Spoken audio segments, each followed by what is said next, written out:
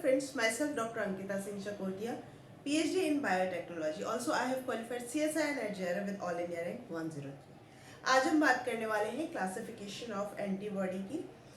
Although इसके बारे में हम पिछले लेक्चर में बहुत डिटेल में बात कर चुके हैं, बट ब्रीफली मैं इसका आपको दोबारा समझा दूंगी। उसके अलावा कुछ टाइप्स होते हैं एंटीबॉडी में, मतलब other than their classification, actual जो क्लासिफिकेशन है एंटीबॉडी का थोड़ा बहुत और भी कैटेगराइज किया गया है in the under the name of like isotype, allotype, इडियोटाइप।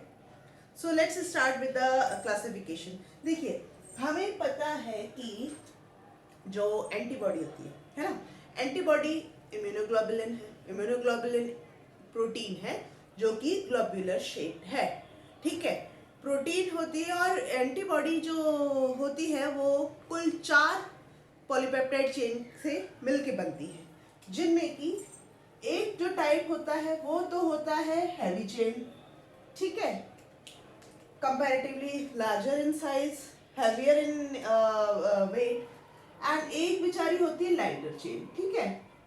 अब जो वेरिएबल एंटीजेनिक डिटर्मिनेंट एक शब्द होता है जो यूज किया जाता है हमारे इम्यूनोलॉजी में, जिसका कि तात्पर्य ये होता है कि भैया हाँ, ये मान लीजिए एंटीबॉडी का ये वाला एंड है, ठीक है, और ये कोई एंटीजन है, ठीक है।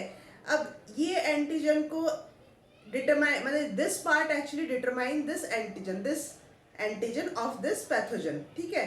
सो वो यहाँ बड़े इजीली फिक्स हो जाएगा, ठीक है।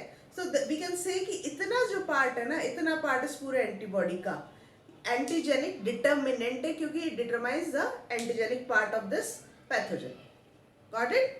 नाउ इस एंटीबॉडी में भी यही होता है कि इतना भाग जो होता है वेरिएबल रीजन कहलाता है, जो कि एंटीजेनिक डिटर्मिनेंट भी होता है, ठीक है। बाकी का पार्ट होता है कांस्टेंट। अब चूंकि वेरिएबल, अब आइडियली ये होता है ना, जो पार्ट वेरिएबल होता है उसके बेसिस पे क्लासिफिकेशन होता है, और जो कांस्टेंट है वो तो कांस्टेंट है। बट एक्चुअली ऐसा सारे ही एंटीबॉडीज में ना कांस्टेंट तो होता है ये रीजन, लेकिन इस कांस्टेंट होने के भी 5 अलग अलग तरीके देखे गए।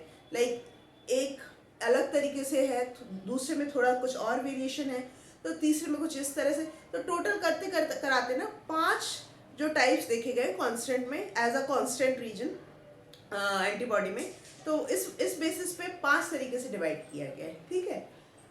And the variation in the constant region, the variation in the constant region of the antibody can be termed as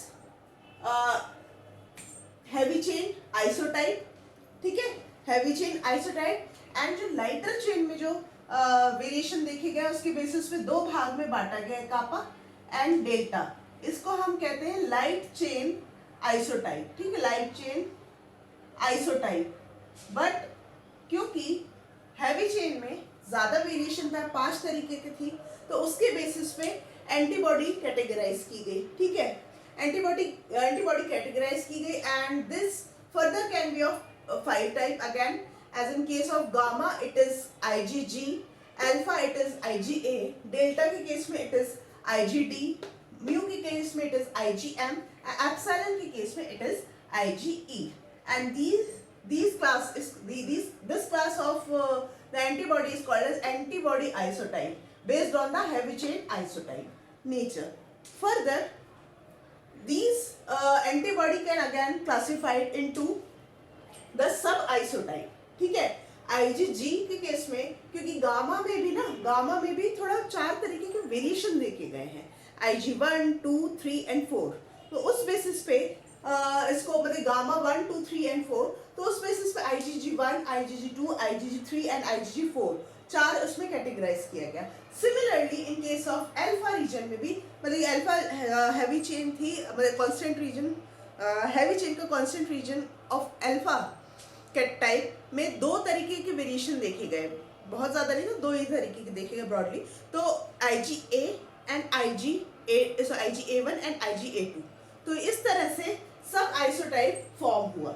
now this type of categorization or say the type is called as isotype। जैसे कि easy करने के लिए मैंने यहाँ पे एक monster का फेस बनाया है देखिए, ये इसके हॉर्न है, ठीक है, ये इन सब पे, ये तो है एंटीजेनिक डिटर्मिनेंट, ठीक है, ये जो हॉर्न बना है दिस इज एंटीजेनिक डिटर्मिनेंट, ये कॉमन है, मतलब एक तरह से देखा जाए तो कॉमन भी है कि सबके पास हाँ ये सींग है मारने के लिए।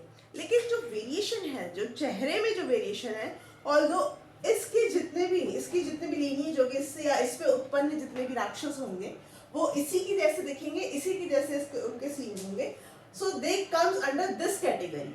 While in this case again इससे इसकी जो नेक्स्ट लीनिएज होगी, उसकी जनरेशन जो होगी वो इसी की जैसे दिखेगी, और वो भी वही होगा कि हाँ वो इसके जैसे कहलाएगा, सो इस कैटेगरी में आएगा। Same in the case of these two. तो इसलिए ये मैंने एग्जांपल लिया कि मॉन्स्टर जैसे होते हैं, और ये तो एक नेचर कॉमन ही है इनका कि सबके पास हॉर्न है मारने के लिए, ठीक है। Now coming to the next is the allotype. Allotype के केस में देख सकते हैं मैंने दशानन, बहुत ही हमारे हिंदू सभ्यता में बहुत इम्पोर्टेंट इनकी एक स्थान है, ठीक है।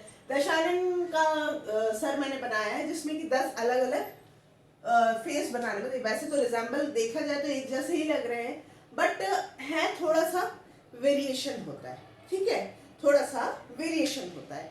तो कहने का मतलब यही है, whenever there is a subtle, there is a एक सूक्ष्म अंतर आ जाता है ना, सूक्ष्म अंतर, लाइक तब ये एलोटाइप कहलाता है, ठीक है। लाइक मान लीजिए दिस आइसोटाइप, ये मत कहिएगा कि यार फिर तो ये आइसोटाइप में ही चला गया ना, ऐसा नहीं है। एलोटाइप के केस में क्या होगा कि थोड़ा सा बहुत माइन्यूट, इतना ज़्यादा भी नहीं होगा कि उसको आइसोटाइप में रख के फर्दर सब आइसोटाइप क्रिएट कर दी जाए। There is a subtle division, subtle difference within the chain, that's why it is term or comes under allotype category, ठीक है। now coming on to idiotype, idiotype के केस में क्या होता है कि भाई देखिए, हाँ यहाँ अगर आप लोगों ने बचपन में रामायण या श्री कृष्ण एक वो आते थे सीरियल जैसे, उसमें होता था कि लड़ाई चल रही होती थी, युद्ध होता था, एक तरफ सपोज कीजिए कौरव होते थे, एक तरफ पांडव होते थे, या एक तरफ श्री राम की सेना होती थी, एक तरफ रावण की सेना होती थी। तो ऐसे माथे पे लगा के यूं ना धनुष छोड़ा जाता था, और धनुष जैसे ही छोड़ते थे ना वो एक से वो मल्टीप्लाई हो जाते थे बहुत सारे, और कईयों में तो चिंगारी भी छूटती थी, कर चिंगारी वाली पे आप लोग मत जाइएगा। जो वो एक से जो मल्टीप्लाई होते थे, they all are alike. And एक बात ध्यान रखने वाली होती थी कि जो वो ऐसे कई सारे होते थे तो कई सारों के इधर उधर बिखरते नहीं थे, वो एक पर्टिकुलर को ही जाके लगते थे, है ना। एक सामने जो भी बंदा खड़ा है जिसको भी टारगेट किया है उसी को जाके लगते थे, ये नहीं कि अगर मल्टीप्लाई हो गए तो मैं इधर उधर चला जाऊँ ना, वो एक को ही लगते थे। तो यही टाइप हमारा एडियोटाइप में होता है। क्या होता है, बी सेल को जैसे ही मान लीजिए ये जो मैंने बनाया है स्ट्रक्चर, ये मान लीजिए बी सेल है, ठीक है।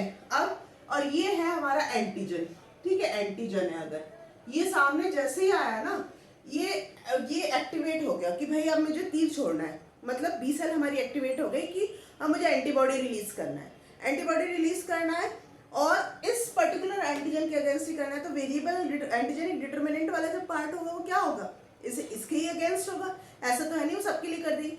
जो जितनी भी जैसे ये इसकी बात करूँ कॉमन भाषा में, तो वो जितने भी शस्त्र छोड़ेगा ना सामने वाला, जब तक मर नहीं जाता, तो वो चाहे वो तलवार छोड़े, चाहे वो ये एरो अपना छोड़े, या कुछ और चीज से उसे प्रहार करे, तो वो उस जितने भी होंगे ना वो उसको मारने के लिए होंगे। तो इसलिए इस जैसे इसमें मैंने एरो का एग्जांपल लिया है, तो ये जो होगा ना वो सभी में कॉमन रहेगा, and for this particular antigen के लिए रहेगा, इसी को मारने के लिए।